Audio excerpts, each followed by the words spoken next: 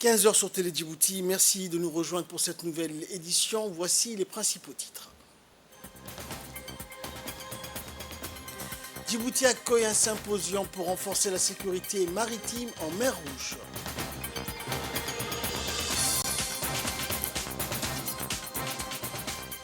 Et près de 250 000 déplacés dans les dernières évacuations à Khan Younes dans la bande de Gaza. Voilà pour les titres, bonjour à tous. Le Centre régional de formation de Djibouti, la délégation de l'Union européenne à Djibouti auprès de l'IGAD, l'ambassade du Japon ont conjointement organisé tôt dans la matinée d'aujourd'hui la tenue d'un symposium intitulé « Assurer la sûreté maritime dans la mer Rouge ». L'objectif de l'événement était donc de rassembler une diversité d'acteurs clés du secteur maritime partageant une vision commune, incluant des représentants des autorités nationales djiboutiennes ainsi que de partenaires d'organisations régionales et internationales, également d'approfondir la compréhension des défis auxquels Djibouti et la région de la mer Rouge sont confrontés en matière de sécurité maritime et à renforcer les efforts pour sécuriser cette voie navigable essentielle contre les menaces variées telles que la piraterie, le terrorisme maritime et les activités illégales. Il s'agit pour les acteurs des parties prenantes de dresser un état des lieux actuels des efforts internationaux entrepris dans le domaine maritime et de surcroît explorer conjointement les pistes de renforcement de partenariats en vue d'assurer la durabilité à long terme de la liberté de navigation à Djibouti et autour. La directrice générale de Djibouti Regional Training Center a, dans son mot d'ouverture, souhaité la bienvenue aux participants et acteurs clés du secteur maritime. Elle a également remercié les organisateurs, en particulier l'ambassadrice de l'Union européenne et l'ambassadeur du Japon à Djibouti pour leur engagement et leur vision. Des échanges. Et il y a donc un soutien réciproque entre ce que Djibouti fait et ce que Aspides fait. Notre but à Aspides, c'est bien de soutenir la liberté de navigation pour apporter un bénéfice à la liberté de Djibouti aussi. Le commerce ici dans la région a beaucoup souffert depuis quelques mois. Vous avez un impact économique qui est réel et ce que nous faisons en mer est destiné à vous permettre de protéger le commerce qui demeure.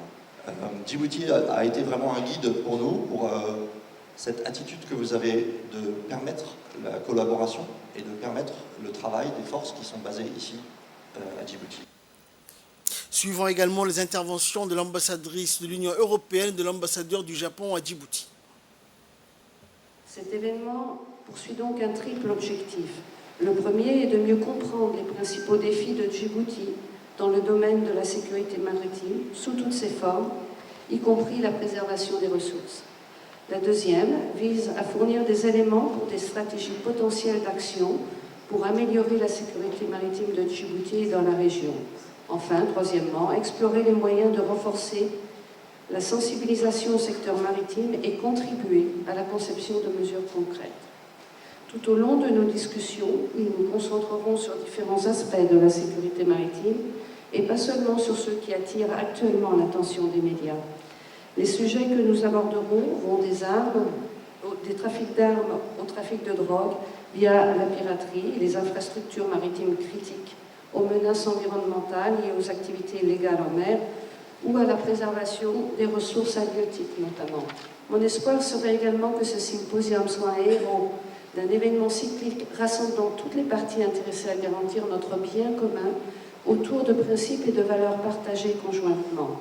Je suis convaincue que cela ne peut que renforcer la position de Djibouti dans ce domaine et le placer fermement sur la carte des principaux acteurs régionaux. Je suis convaincue que les principaux enseignements de ce symposium constitueront une base conceptuelle solide pour cette visite. Je voudrais profiter de cette occasion pour expliquer les efforts que le Japon a déployés dans ce domaine sur la base de l'importance de la liberté de la navigation pour le Japon. En effet, le détroit de Bab el-Mandeb est une voie commerciale majeure qui relie l'Asie à l'Europe. Et pour le Japon, qui dépend beaucoup du commerce international, la liberté et la sécurité de la navigation dans cette zone sont extrêmement importantes. C'est pourquoi les forces d'autodéfense du Japon poursuivent depuis 2009 des opérations de lutte contre la piraterie dans le golfe d'Aden et au large des côtes somaliennes. Je suis fier que les opérations anti-piraterie du Japon, avec celles de nos partenaires, aient pu contribuer à la sécurité maritime de la région. Je voudrais à cet égard remercier au gouvernement et au peuple djiboutien de leur compréhension et leur soutien pour poursuivre les opérations. Nous sommes également reconnaissants à la confiance et à la coopération de nos alliés et partenaires qui sont réunis ici aujourd'hui. Afin d'assurer l'état de droit en mer, le Japon a continué à fournir des équipements et à former le personnel de la garde-côte djiboutienne. Je vous propose également de suivre l'intervention de la directrice régionale du centre de formation de Djibouti.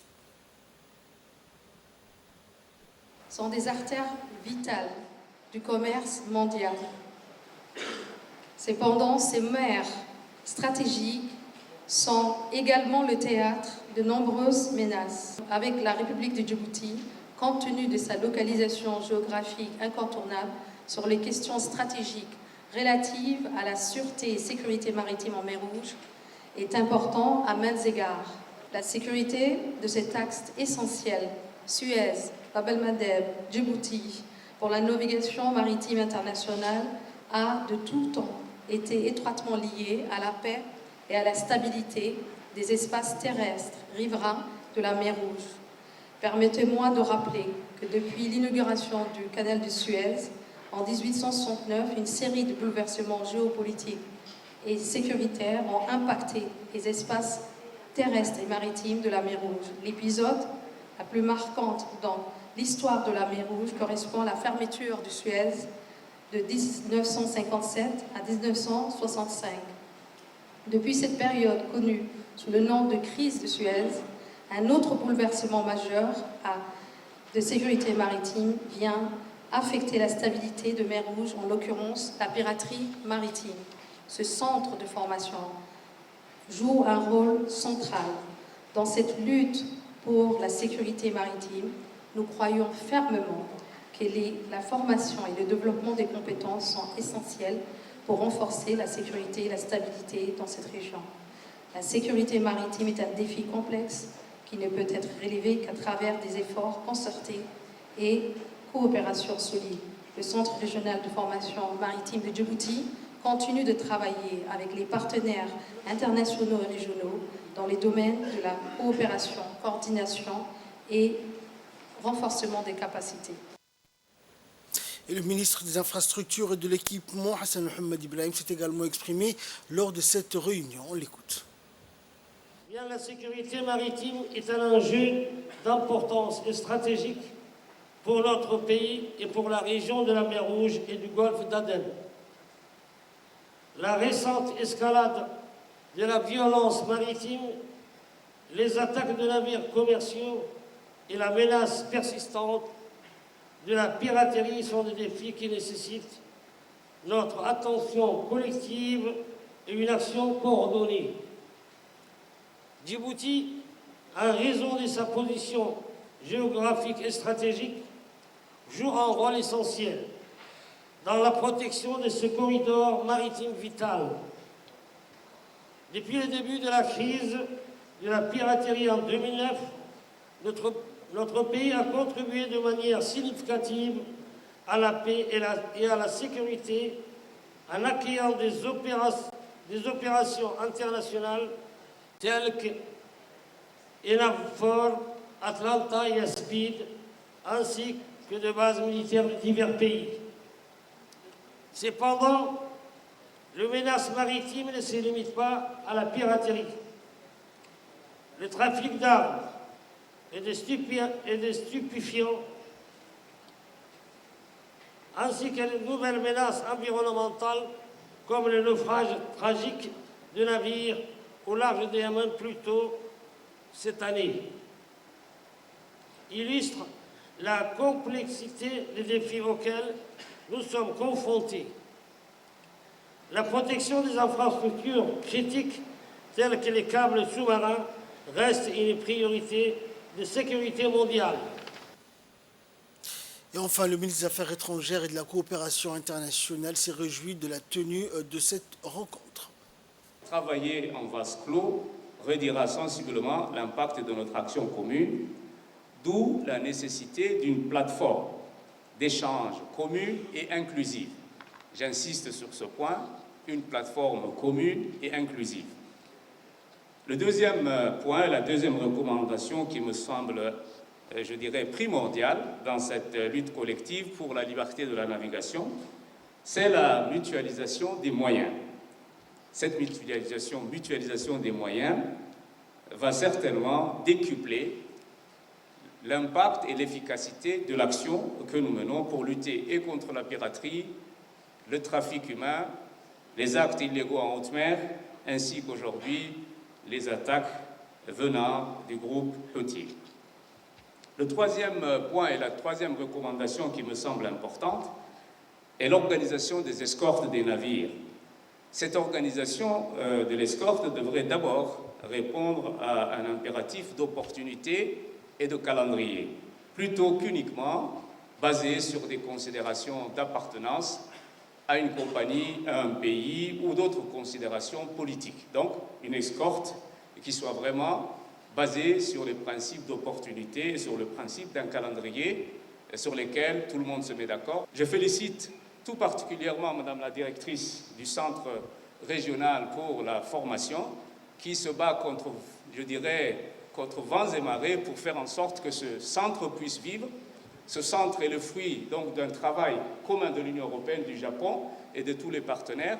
Mais sans votre soutien, Madame la directrice ne pourra pas faire vivre ce centre et le garder à flot. Je crois qu'il a besoin de moyens humains, de moyens, de ressources matérielles. Et je fais un plaidoyer ici pour que les partenaires puissent soutenir Madame la directrice.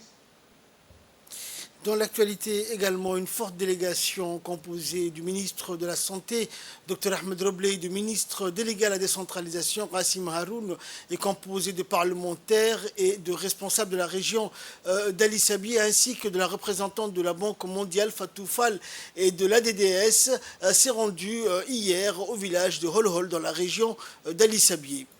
Ce déplacement s'inscrit dans le cadre de l'inauguration du nouveau centre de santé du village réhabilité, agrandi et équipé en matériel de soins de santé comme la radioscopie, l'appareil d'échographie, d'un laboratoire d'analyse sanguine, d'extension de la salle d'accouchement et de suivi médical de nouveau-nés et d'alitement des malades d'une table de consultation dentaire.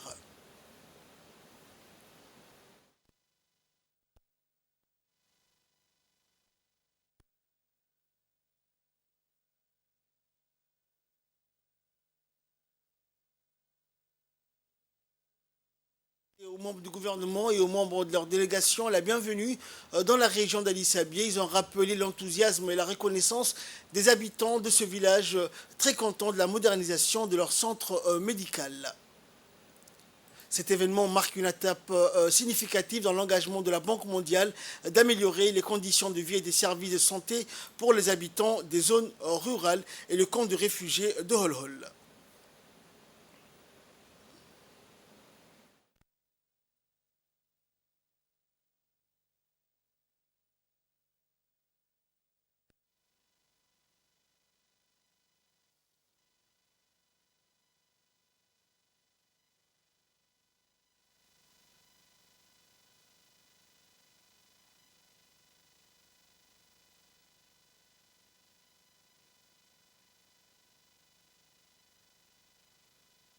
L'ADDS a exécuté pour le compte du ministère des Affaires sociales 21 projets dans la sous-préfecture de Holhol pour un montant de 73 millions. Maintenant, si je reviens pour l'ADDS, l'ADDS a investi beaucoup d'argent sur le financement du projet Dr DBC. Et pour citer quelques exemples, l'électrification de ces villages. Ces villages qui étaient depuis longtemps sous le noir, aujourd'hui, ils ont la lumière. Et du fait, justement, de l'électrification du village, la ville de Holhol est aujourd'hui en train de s'étendre. Suivons également l'intervention de la représentante de la Banque mondiale à Djibouti. Donc cet événement marque une étape significative dans l'engagement de la Banque mondiale à améliorer les conditions de vie et les services de santé pour tous les résidents de cette région, ainsi que pour nos frères et sœurs réfugiés. À travers cet appui, donc le projet Dr Deep, c'est l'acronyme du projet de développement en réponse aux impacts liés au déplacement.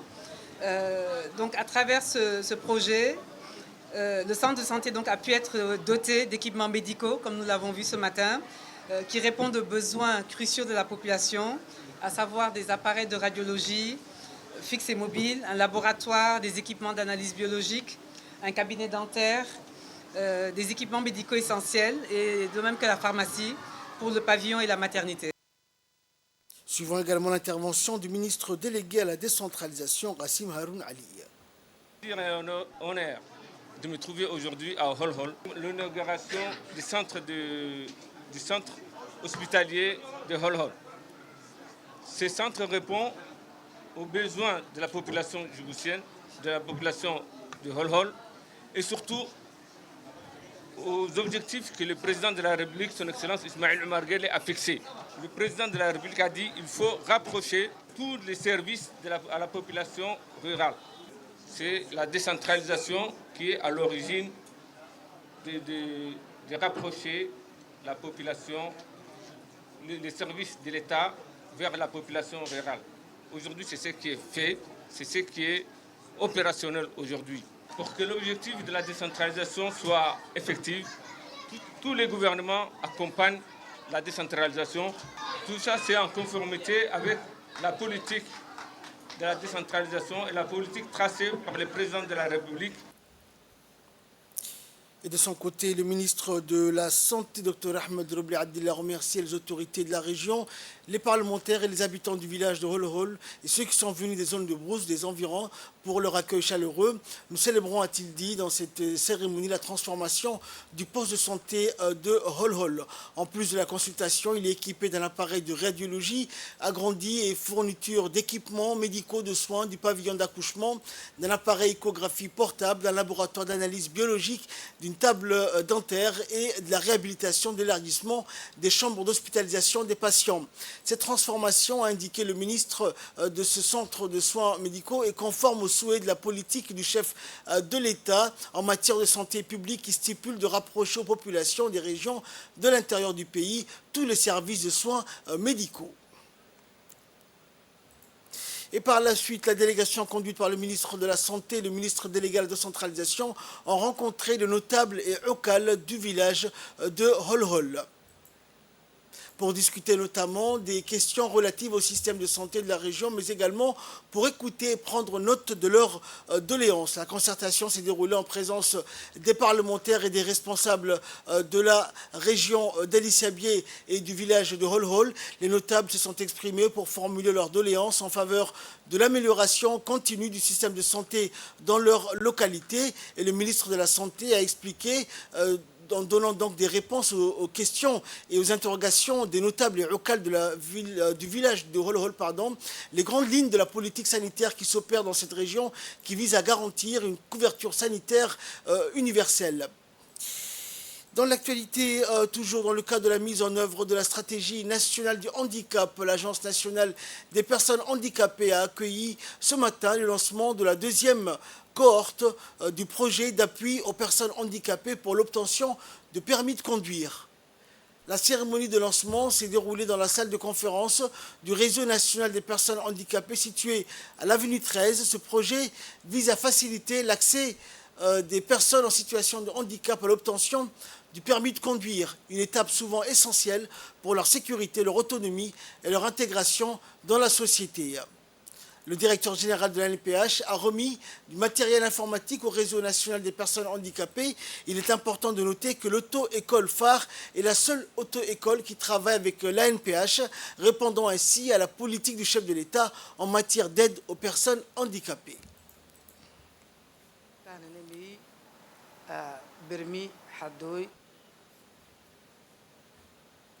Et dans son intervention, le directeur général de l'ANPH, Douali Saïd, a expliqué l'importance que portait l'ANPH pour l'autonomisation des personnes handicapées à travers ce projet d'obtention de permis de conduire. Il a rappelé également que ce projet est financé par l'ANPH avec l'appui technique de l'auto-école phare. Cette initiative s'inscrit dans le cadre de la volonté du chef de l'État à travers la promotion et la protection des droits des personnes en situation de handicap. Et enfin, il a encouragé les bénéficiaires de la formation à poursuivre la formation afin qu'elles puissent conduire en toute sécurité et de bénéficier d'équipements comme des motos. Le directeur général de l'ANPH a remercié enfin le directeur de l'auto-école phare qui travaille avec l'ANPH depuis quelques années.